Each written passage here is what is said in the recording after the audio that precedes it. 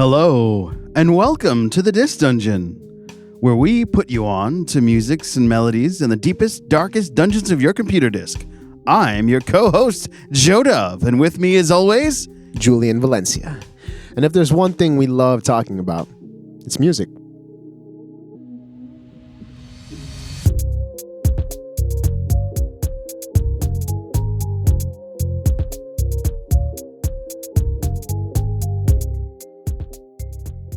All right, guys, what's up? welcome back to the Disc Dungeon. Guys, this is Julian Valencia, And I'm Joe Dove. and we're here with episode 19. Mirrors. Yeah, we decided to call this episode Mirrors. Mirrors. Mirrors. Mirrors. Mirrors. Mirrors. Shout out to my sister. She goes by Mir. Word? That's cool as hell. Yeah, her name is Miranda. Oh. M-I-R. Mirrors. Mir. That makes a lot of sense. All right, cool, guys. So, as always, we always start off our episodes with last week's Limpollo.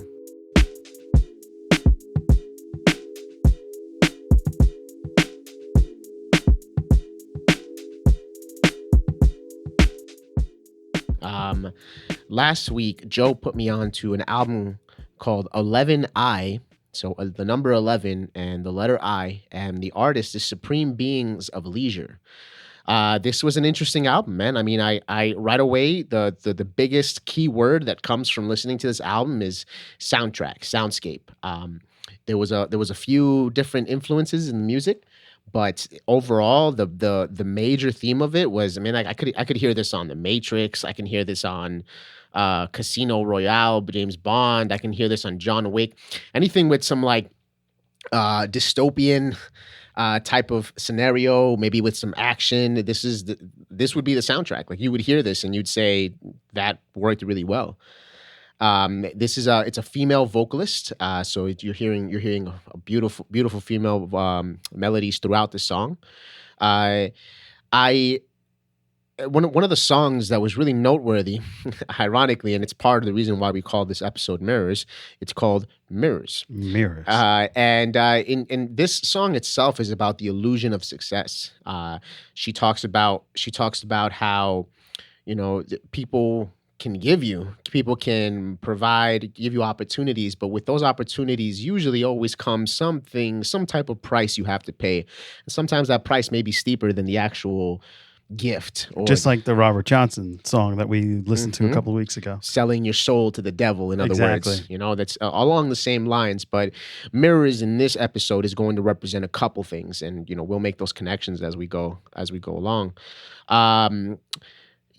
She's really great, the singer. You know what I mean? Like her dynamic, her range is great. The melodies that she chooses to sing over this music is also very again, it's very soundtrack like. It's not going to be something there's not particular melodies in the songs that stick out to me. There's nothing that I don't leave listening to this album with some catchy melody in my head.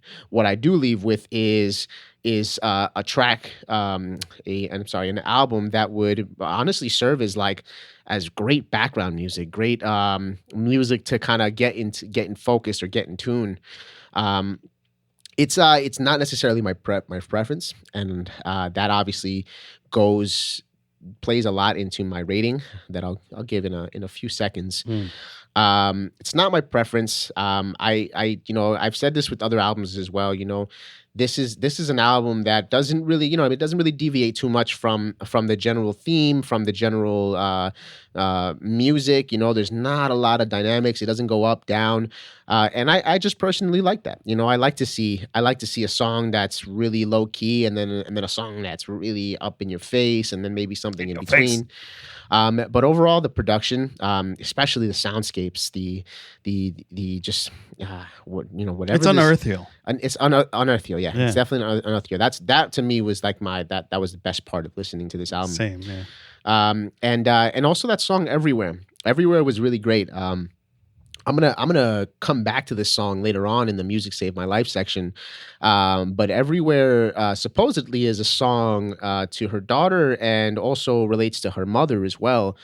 And she uses the word mirror in this song again, but in the first song, in the song Mirrors, she's using it as as to describe illusions, to describe how mirrors can create these illusions.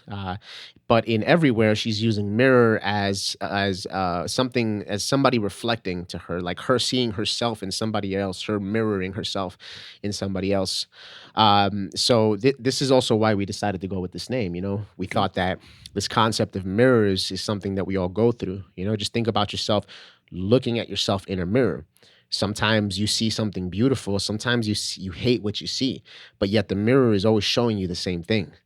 And that concept itself is pretty much why we decided to go with this album, Yeah. or with this with the title of the episode. Correct. So overall, I would say that this album, I would give it a 7. The production value was great. The soundscapes are great. Just not my preference. And I'm always looking to be wowed or stunned in a way, and I wasn't. I was good, but I wasn't shocked or or my head didn't turn really at any point in the album. And that's pretty much about it. I would say that the last thing I want to say is, on a side note, is that not only this week but last week and then a few weeks back, we're realizing that artists love to use the word Tennessee. The state of Tennessee is not only the rock and roll capital of the world, essentially. It is also a really Man nice from Tennessee. It's also a nice sounding word, So in one of her songs, she says, "A smile so wide as a smile as wide as Tennessee. A smile as wide as Tennessee. I looked in the mirror and I see your face reflecting back at me. A smile as wide as Tennessee." Exactly. I love that song. Yeah, that's my favorite. One of the favorites on that album. And that in itself is great, because not only is Tennessee related to music, not only is Tennessee a great word to listen to, Tennessee is a wide state. It's almost like a rectangle. So, it is wide. So that was really cool. And that was just a side note. I don't know if it has any relation to mirrors or not, but maybe I'll be using Tennessee in one of my lyrics one day. Maybe try to do it. That's also remember that song, "Take Me to Another Place, Let Me Know This How You Hurt Me, Let Me Know Tennessee." It's the name of the song. It's Tennessee. No, I don't know that song. You don't know that? Oh, that's a great song. That's way old though. As always, guys, whenever Joe recommends something, I don't know. You don't know it because I don't know. It's either way back or obscure. He takes me into the dungeon. Deep down in the dark discs. That's kind of pause. Oh, I think we need to pause for a moment. I think we need a moment of silence for that moment. All right, man. But so this week I put you on to Justin Timberlake, the album 2020 Experience that came out in 2013. What'd you think? It was a good album. Very Michael Jackson from beginning to end. Very James Bond, which mirrored the soundscapes of Supreme Beings of Leisure for me. I think that's our second theme here in this episode of this dungeon. The cover itself, actually, the album cover kind of looks like he's getting ready to fight Dr. Evil or Dr. No or Mirror Man from a Mega Man boss that you may be not familiar with from the 1980s. I've always said that Supreme Beings of Leisure should have done the theme, but maybe JT could at some point. Especially later on, if you ever go back to Supreme Beings of Leisure, they have a song called, not on this album, it's Divine Operating Systems. And that song is called "Rock in a Hard Place." And that really sounds like a James Bond theme song. This album is a brilliant dance album, which is something that JT built an empire on. I know that mainly this prior album is Future Love Sounds. I know that album very well. Yeah. That was played relentlessly. It was exactly. Future Love Sounds was... It was everywhere, yeah. I think that Justin Timberlake was already established because of NSYNC. Yeah. But when he dropped Future Love Sounds, that was his complete separation from a boy band to just the incredible solo artist that he is. Yeah, it's very dynamic. Like I said, it's a brilliant dance album, though I know it's mainly I never made my way to it. I like Justin Timberlake. I hear his singles a lot, and it's mainstream stuff I don't really go out of my way to find. I usually stumble on it, or somebody that I'm hanging out with is playing it, or it's on the radio as I'm driving in my car or something. But the only song I really knew from this album was Mirror. And ironically, it's the same track as an 11i Supreme Beings of Leisure song, also called Mirror, which is pretty fun. And there's a radio edit on this version that I hadn't heard before. The song actually continues longer than what you guys are used to, unless you're a JT fan, like so many people are. And it was a fun dive listening to that tune. It was almost like a sweet sonnet. It's like that. The Mirror song itself is great. It's got a lot of beat. And Look then at also, you, poet. Sweet Sonnet. sonnet. Mm. And I just feel like it's almost like probably a love song to Jessica Biel, or his wife. Definitely. I think that it's a throw to her. And I get it. If that was my wife, I'd be writing sonnets about her too. I mean, so you're trying to tell me that you don't write sonnets to your wife right now? I can't. You can't write sonnets? I can't write sonnets. Yes, you can, man. Yeah, I guess I could. You could. I'll try it out. When I get those divorce papers, you'll know why. Oh man! What did you do, Julian? Can I sleep on the floor of your studio? I got kicked out. Oh man, that's kind of sad. That's funny. So being put onto this album, like I said, is a fun dive into the soundscapes. It really reminded me of 11i because it seemed really large and grandiose, just like the 11i. I love 11i because one of the things that I enjoy more than anything else is that intertwining where the end of one song is the beginning of the next song. Dive Deep did that, as we've discussed. Faithless did that a lot, especially in No Roots. And here we are again with another album that I find that does that. Pink Floyd's done that a lot, especially in Dark Side of the Moon, where the last couple of seconds of the first song is the beginning of the next song. I love that mix. That's something that you don't really get. This album came out in 2008 by Supreme Beings of Leisure. And that's something that I think people should put back into their music. So when you're mixing your next album, make sure you blend the two tracks for me, okay? Yeah, I think in general we both agree that we love that. Yeah, and I think that and that's also just another connection between the two albums that we recommended to each other. Mm-hmm. Justin's 2020 Experience does that as well. Yep. But not only that, him and Timberland, when they got together to produce this album, Timberland right away was like, hey, why can't we make 8-minute songs? Why can't we make 10-minute songs? Just because the trend is going that way. The greats like Queen, you know what I mean? Pink Floyd, Led Zeppelin, all these bands have long songs and they're successful. So I love that approach. So when you go to this album, almost every song is about 7 to 8 minutes long, and you're getting two versions of the song every single time. Yeah, it's a nice flip, which I really appreciate. Yeah, exactly. I really appreciate that too. Suit and Tie was a fun song, and it had my What's Up Man acquaintance, Jay-Z. If you're familiar with the early episodes, you know that I used to work in the same building as Rock Nation, and though I don't know Jay-Z at all, I did have the luxury of running into him in the elevators or saying, "What's up, man?" as we walked in the hallway. So he probably will never recognize me, or maybe he'll go, "Oh, what's up, man?" Because I never really ran up on. A lot of people would run up on Jay, and I've seen them. They're getting shot down, run on Jay, oh my god, and then Jay kind of shutting them down, okay, no hugs, social distancing. He's social distance champion, man. He's social. But that was a really fun song, and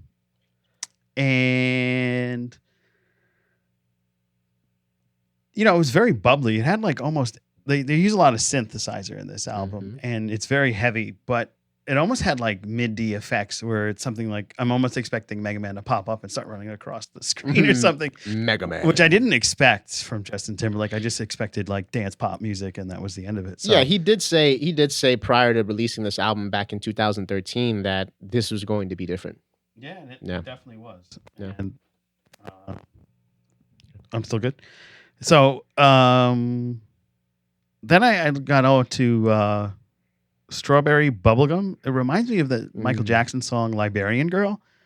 If you're familiar with that Michael Jackson song and you listen to this one, you probably hear the connections.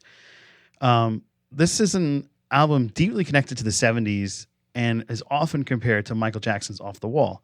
Some interviews JT mentioned about the album were the fact that their connections with that genre, maybe even our friend Isaac Hayes with Hot Butter Soul, because he had those long tracks on his album that was from the 70s. So there's probably a connection there too. This album is all neo soul, R&B, hip hop. Yeah.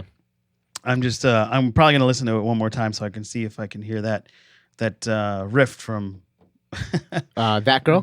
No, the riff from Isaac Hayes, because it's in even Beyonce sampled it. Yes. So I'm wondering if it's in there, and I just didn't catch it. That'd be hilarious if it was. Yeah, right.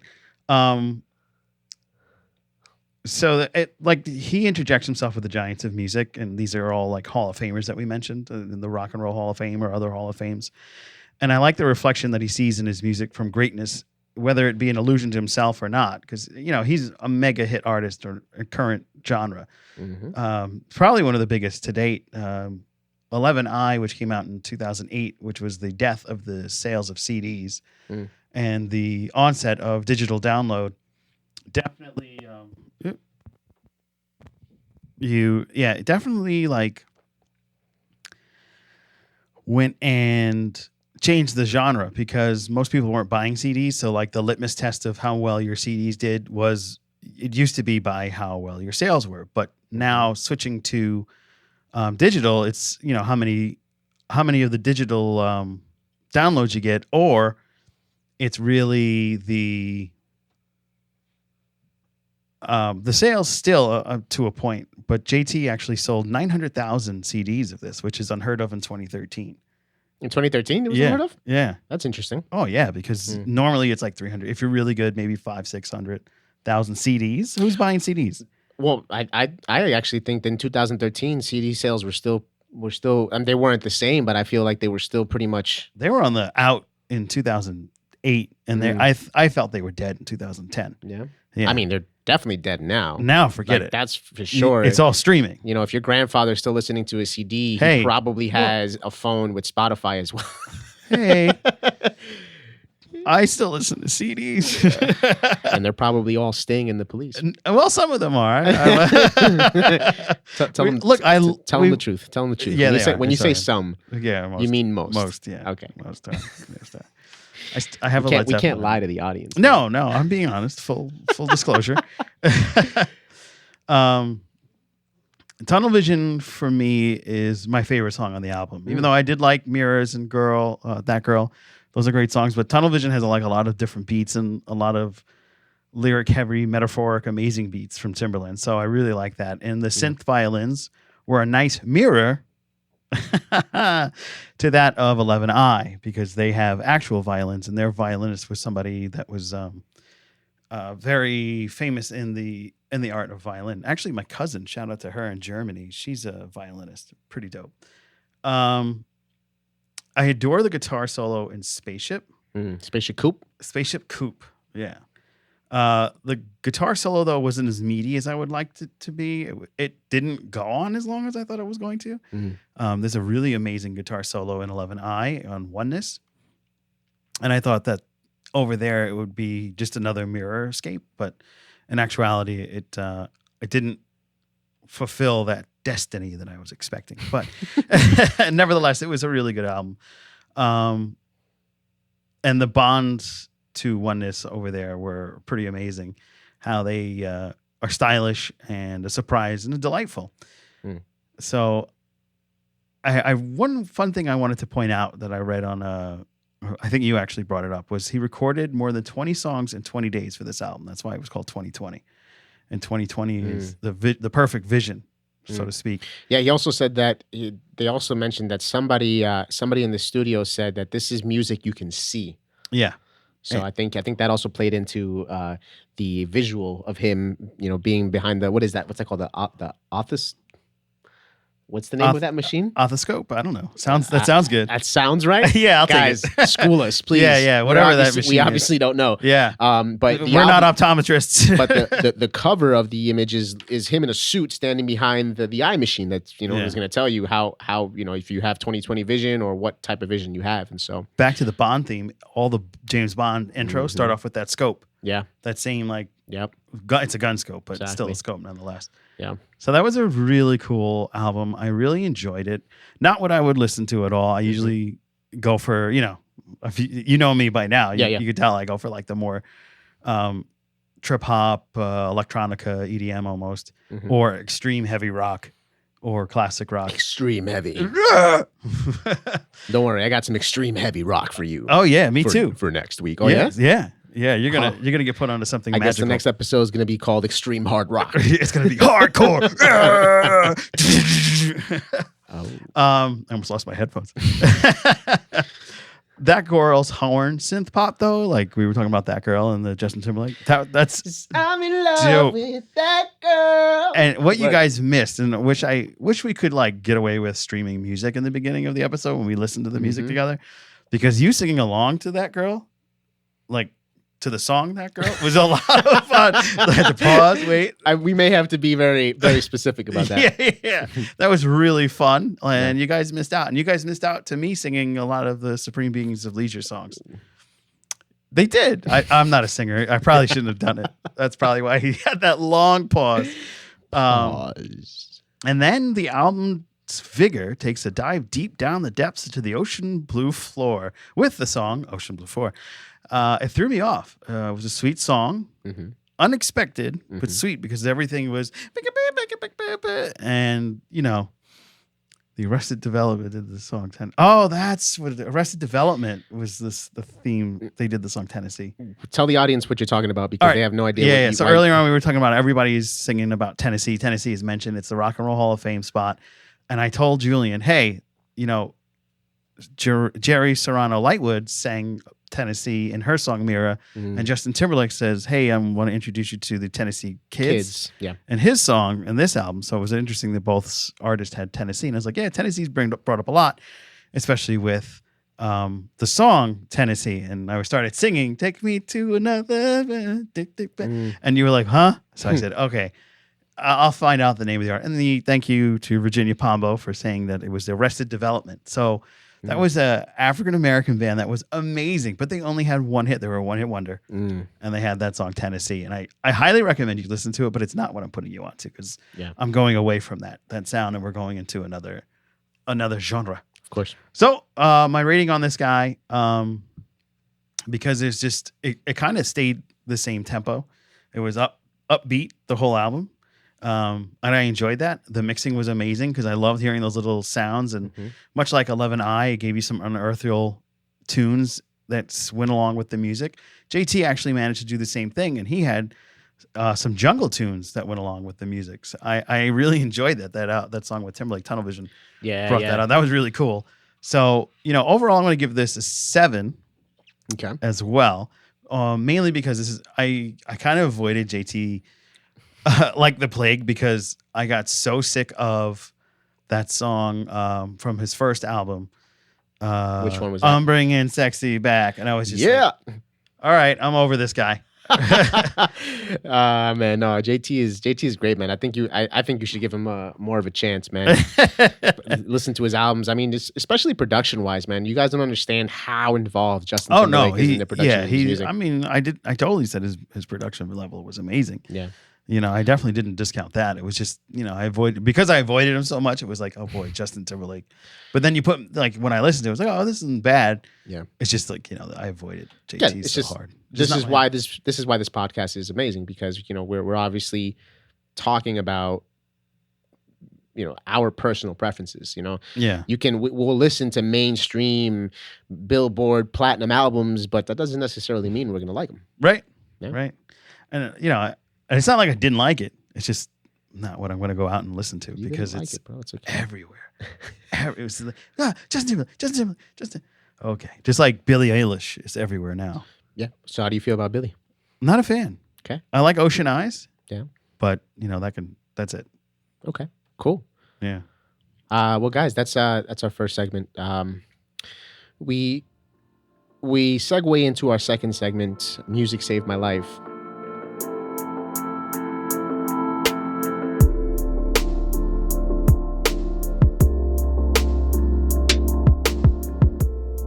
This week was every week is always interesting, but this week specifically, something happened that I want to share with you guys that really you may not understand, but for me at least, it meant the world to me. My sister.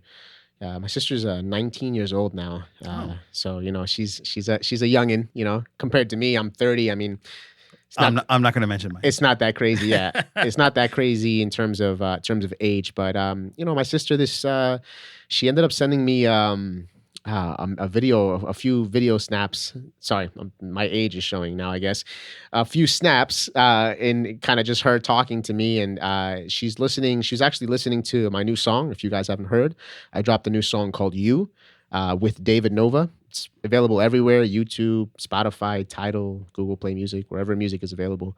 My sister really likes the song, and I really hold what she says close to my heart because I've dropped music before and I've never garnered this reaction from her. So first off, just seeing her so elated to hear this music and bonding with it the way that she did, really, it obviously means a lot. But more specifically, she poured her heart out to me.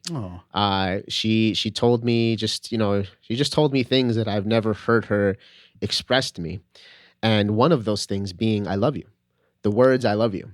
It's been I think it's been 19 years she's been alive, and I want to say that I've heard my sister clearly, because she might have said it here and there, in different ways, but clearly to me with conviction, "I love you."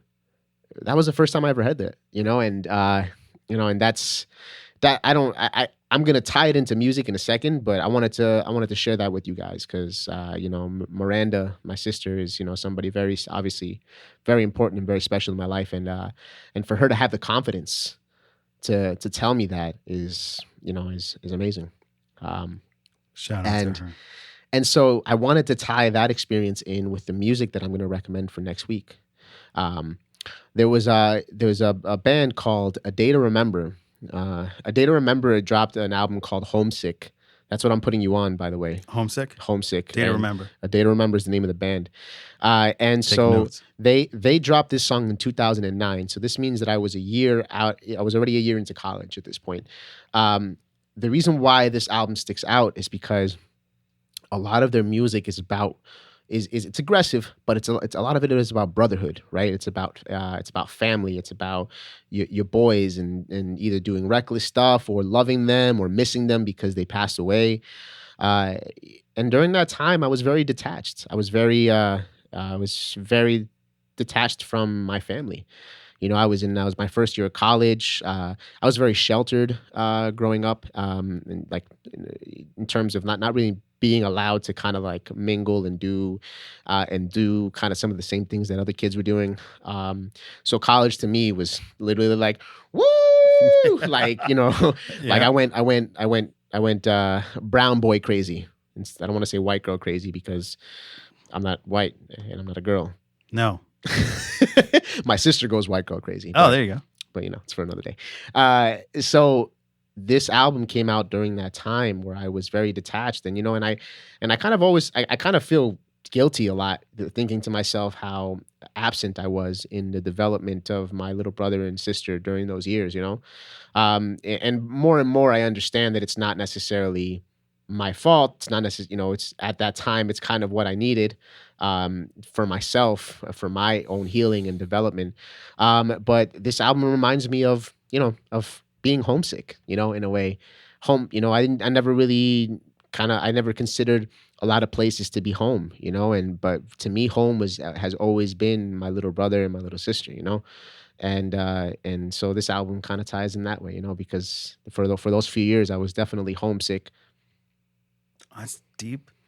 I can't really follow up. I'm gonna tear. I'll be your big brother though if you want one of those. This podcast is, a lot of fun. I really enjoy doing this and expressing music that elicits emotions and reactions from our personal lives. And this is also like a therapy session. And, right. I love hearing these type of stories, and I really hope the best for your sister and glad you can share that with the audience. And you're definitely dancing. No, I gotta stop that. Were you talking about yourself? Yeah, I was gonna build myself up there. Well, as I get into my Joel says, "Beat that, Joe." Yeah, I know. I can't. I mean, I can go into how I was almost homeless if we really want to go there, but I'm not gonna do that. As long as it ties in with the show, that's all. That's all. No, I'm not gonna do that. I'm not gonna do that. So I'm gonna go into a band that helped me have fun.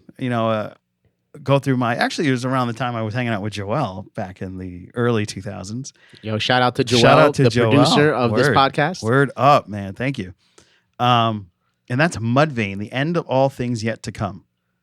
And ironically, it has that 2020 feel because it kind of feels like it's over, man. Murder hornets, zombie deers now. Zombie deers. You didn't hear about that? No, I did not hear about that. God, there's a virus that's hurting the deer, and it's literally causing their eyes to gloss white, and for their brains to slowly disconnect from the parabellum, or whatever. Parabellum? Not parabellum. Cerebellum? Yeah. So like the bottom of their brain is like slowly deteriorating because of this disease, and it makes them almost like zombies, and they'll eat birds, and they'll start attacking other deer, and it's coming quite wild. So, not having to do with that, but I started to ride a bike again. Wow. Yeah. The bike is a bit big for me, and balancing from a set on and dismount is the biggest issue. I've already taken quite the tumble. And what do you mean? So I'm learning how to ride this bike, and I'm getting ready to slow down. And here I go. I said, all right, you know what? I haven't gotten used to the whole brake mechanism yet. So I'm like, I'll put my foot out as I did as a child, and I will just slowly hit the curb with my foot, and I will stop, and I will, I'm still going. And I fell. I busted my big ass, and I'm sure my neighbors got quite the chuckle of seeing me tumble on over. I tumble for you. I don't know if you know that song from the...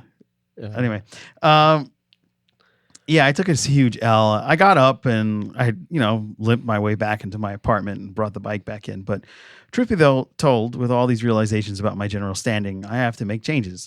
The mirror isn't talking to me as of an illusion, but so much as an alteration of a visual experience that needs to be and is Joe Dove.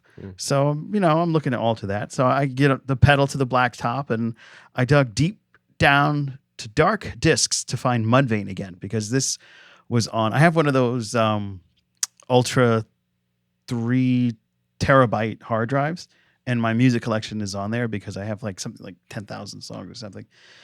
He's flexing. I'm flexing. That's the wrong side. Yeah. So I pulled up Mudvayne again because I said, you know what? I'm going to pedal harder with that because, Mudvayne is a serious, hard, heavy guitar, drums, screaming lyricist, powerful voice, but most of it's bellowing. It's not really, clear lyrics, but he does have a soft side, and it comes out in other songs. Highly recommend you listen to that album. It's very heavy. So, some of your neighbors here might think you're worshiping the devil. Hey man, I mean, A Day to Remember is actually, they're a heavy band, but they incorporate melodic singing elements in there too. So it continually, every song switches between a screaming breakdown to a melodic, like just singing song melody. So this is gonna also parallel. Okay, we're gonna next week's gonna be super interesting, folks. Make sure you subscribe. Make sure you ring that bell. And make sure you listen to the podcast because Joel has got some beats that just popped out for the first 2 intros of our segments. Hot out the oven. Woo, yeah, so fresh. Hot. Fresh out the oven. And next episode is 20. That's a milestone for us. Yeah. That's a milestone right there. 20 episodes. We've been doing this for a few months now, and wow. So we have one comment that says A Day to Remember sucks. Oh, wow. I mean, that's the beauty of this, right? Some people are just not gonna like it, man. The album that I put you on specifically, man. I just believe that album is sick. Okay. But, and he's recommending Hatebreed. Hatebreed. So we might have to put that in one of our episodes. Are we dual-living right now? We're dual-living. Yeah. Are you guys see me? Hello? They see you. So guys, we're live on YouTube, and right over here we're live on IG. So if you want This Dungeon IG or yes, dope. Oh, no, sorry. You're right. It's not the Dis Dungeon IG. Okay. That's fine. It's my IG, Julian Valencia. That's fine. But regardless, check us out. Follow us. You'll find all our IGs intertwined with each other. So those of you listening on the Instagrams, make sure you follow the Dis Dungeon. It's because we'll do live on the Dis Dungeon on the Dis Dungeon. Okay. Yeah. Well, that's the end of that section. Yeah.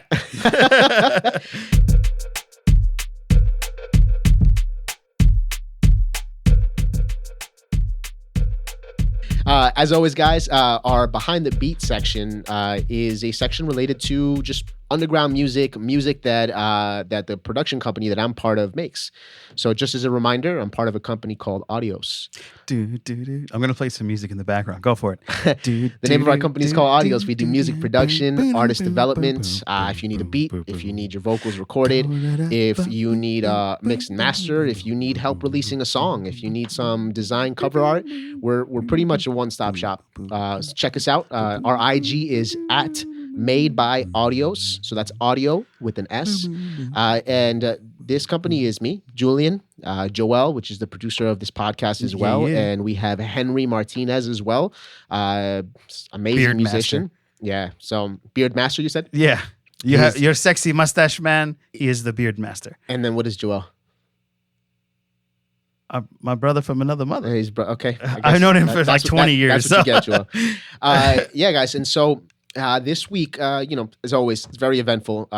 First thing, as you can notice behind us over here, there's a different scenery than there was last week or even any episode that you've seen.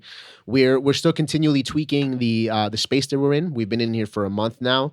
So that was a few days of work, getting new furniture, getting rid of old furniture, moving things around, making sure we're optimizing the space in this room. Ultimately, trying to make a great experience, because when you come in here, you're gonna get a great product, but we want to make it feel just comfortable, inspiring. We want you to rethink what it means to come to a studio. And when you come here and get that experience, you'll understand what we mean. And if you're watching on our YouTubes, you will see that our clarity in picture quality is improved. And that is because lighting situations have greatly improved in our new space. Yeah, lighting is important, guys. And that's not what this podcast is about, Nope. But we're glad that you can see us better. Yep. So you can see all the intricate details in our faces. You can see this and the hole in my head. And the hole in his head. Yep. So this week, aside from the studio things, we're still working on Elder's album. If you didn't tune into the other episodes, we have an artist that comes in. His name is Ron L. Fuller. He goes by The Elder. And Elder is dropping a R&B, gospel, dance, disco type of album. And we've had a great experience with him so far. He's come a couple times to record vocals, for us to add production to work he has already done.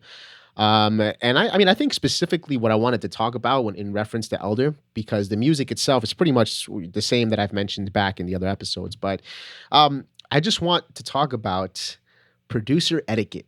What is the role of a producer? Yes, what is the role of a producer? Right. So traditionally, right, a producer is the guy who's gonna, who you're gonna go to who's gonna make your music sound amazing, right? He's gonna help you. He's gonna help the direction of it. He's going to, depending on what type of artist you are, if you're really hands on or if you need some more guidance, that producer is gonna be whatever you need. He's very much a chameleon, and he obviously knows what sounds good and how to make things sound good. But outside of that, though, to me, being a producer it requires many hats. You have to be a therapist, psychologist in a way, right? Because you gotta kind of know what the artist wants, right? Even sometimes with the artist being able to explain what he wants. Mm-hmm. I want to, and you're like, got you. Yeah, so you mean this, and that's it. Yeah, right. But also, and this was, and I've made this mistake before, by the way. So I'm saying this out of experience because I've lost years and years and years worth of music. Oop. And it's Joel who he got it from somebody else, but it's Joel who told me, and he's like, probably the most important job that a producer has outside of the music, outside of like the actual quality and the sound of the music, is the music itself, like making sure that it's safe and you have backups and you have like protection of it. And you have all the updates and you have everything you need, and that if that artist ever wants to come back to you, you have this music. And so the reason why I bring this up is because I'm Elder has shared his experience with me about the other producer or artists that the other producer that he's working with, and the hoops that he has to go to get his updates, to get his music done, to get the files for his music, and I think to myself how I think I'm going to send this guy a bottle of wine. Oh. You know, the other producer, and this is a very petty comment, but it's okay. I'm fine being petty right now. Okay. But I'm going to send him a bottle of wine because of the lack of professionalism that this individual had with Elder, with the artist that we're working with. And because of us stepping up to the plate and delivering what he wants on time, professionally, and doing everything that you should do as a producer, you know, we've won a client over it. You know, we're nice. You know, at the end of the day, he's gonna come back to us. He's going to work with us because we've shown him what that experience should be like. So yes, you will be receiving a bottle of wine and a thank you card for the business. Dope. Got you. Got you. And do you know what, Joel picks up cows. Joel picks up cows? Correct. He'll understand that. Joel, do you pick up cows? Yeah, he does. Okay. He knows. Let's see. What else, guys? You know, as always, every week we're always making music. We're always producing. Actually, I want to shout out another artist that we work with. His name is Lou Lamas. Yes. Lou Lama. Like the llama. Lou Lama is he's a rapper. But he has this very conscious. He's got conscious lyrics, and he has a very. It's almost like he's talking, but he's rapping. You know, and it's on flow, like it flows, but yet it's not. You know what I mean? It's just it's really cool. It literally sounds like he's just talking in a very low tone like this, but every time the beat is going, he's on beat and he's hitting the pocket every time, and the words that he's saying, you know, it's kind of like that. Wow. But in the music that he chooses is amazing. So he's come in a couple times, and we've recorded a couple songs with him.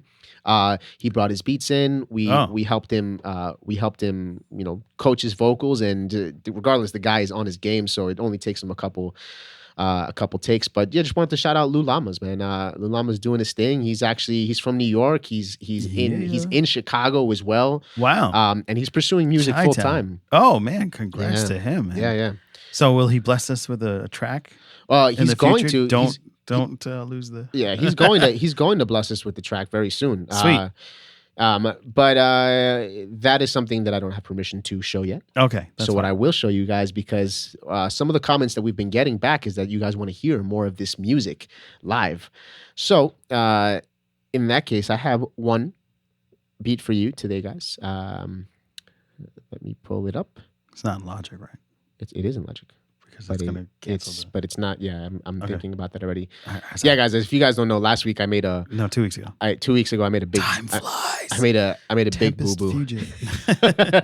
It was a pretty big boo boo. I was gonna play a song on the podcast, and I ended up terminating the podcast. About what was it, like 20 minutes in? Yeah, that was like a marathon podcast because we had listened to both albums back to back that we were put onto. Yeah. That was something else. Yeah, that was that sucked. That sucked. But you know, all in all, that's life, and it happens. Yeah. Hey, you learn. So guys, the reality of this situation is that I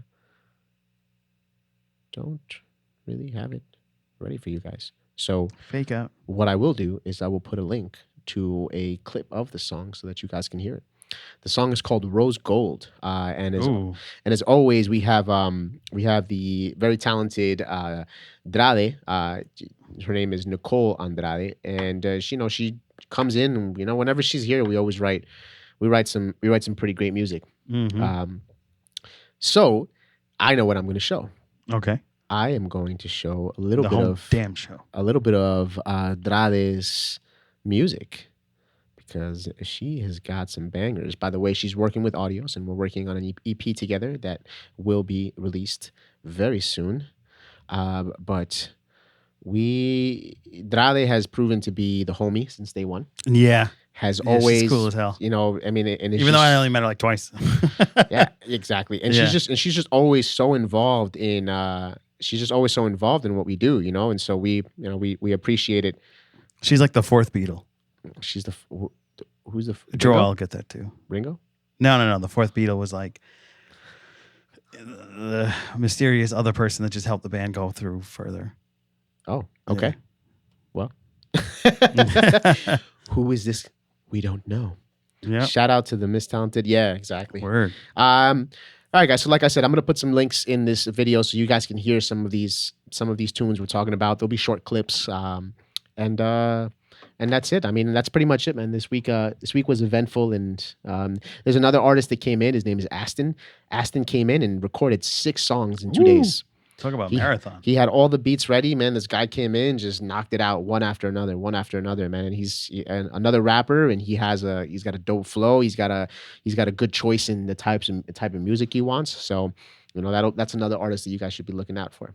Get ready. And we'll also put their Instagrams in under the YouTube video as well. So if you want to access them or kind of look these artists up yourself, feel free to. That's what we're here for. That's right, guys. So as always, our last section is. Oh yeah. We bring you tricks of the keys.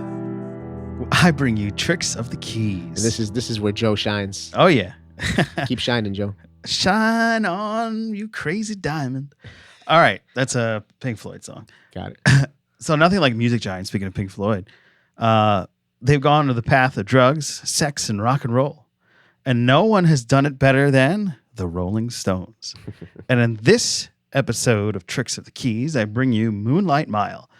Double meaning trick of the key here is I'm just about a moonlight mile down the road. And that means he's a traveler, that he's missing his loved one from home, and both he and the lover can see the full moon on the same night. And even though they are away from each other, they are just a moonlight mile away from each other. But it is also...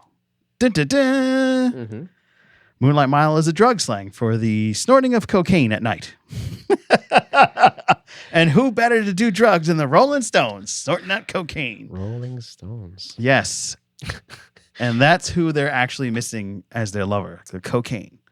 Not really a woman. So it's a love song. It sounds beautiful. And at the end of the day, it's an ode to some coke. snorting some coke. It's coke. Time for the coke. Time for the coke. I mean, in true Rolling Stones fashion. Yeah, exactly. Yeah. That's why I thought that was a good one. Yeah, guys. I mean, it's just this episode itself. We talked a lot about it before we went live, and it this concept of mirror. When you look at yourself in a mirror, you see a clear picture of yourself. But the reality of this situation is, and I can even attest to this, is that, that all depends on how you feel. If you feel like you're worthless and disgusting and just not worthy, you're going to see something ugly in the mirror, and if not, if you're feeling great about yourself, if you're feeling confident, if you're striving for something better and you're working towards it, you're going to look in the mirror and you're going to see something beautiful. So all of that changes based on our perception. And even sometimes that concept of mirror, this concept of illusions, this concept of things not being the way that they seem, and kind of being in like a funhouse mirror situation where, again, you think there's something in front of you, but nope, that's a mirror. And that concept itself just plays to life so beautifully. And I think today we touched on mirrors in terms of romance, mirrors when it comes to your family, when it comes to yourself and how you perceive yourself. So, we if you have any interesting experiences or anything that ties to that concept, let us know. Comment below. We'll read it. We'll share it. Yeah, let us know if you have other musics that mention mirrors and their wondrous ways. And that brings us to the end of the episode. Yeah. We need like a boom, boom, ba-dum. I mean, we were live for 45 minutes, but that seemed like... Oh, really? That seemed like 2 minutes. Oh, wow. That was, yeah. Therapeutic, as always. Guys, as always, I'm Julian Valencia. And I'm Joe Dove. Thank you very much ToBeSeen.com. for being here with us today, guys. We will catch you next week for episode 20. Get ready.